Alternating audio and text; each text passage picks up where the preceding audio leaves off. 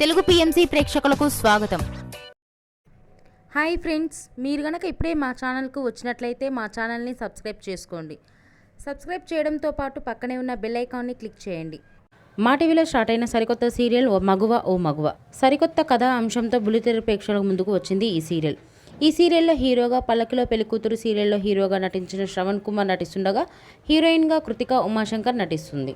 తాజాగా కృతిక తన లేటెస్ట్ వీడియోని అభిమానులతో పంచుకుంది. ఆ వీడియోని మనం కూడా చూసేద్దాం.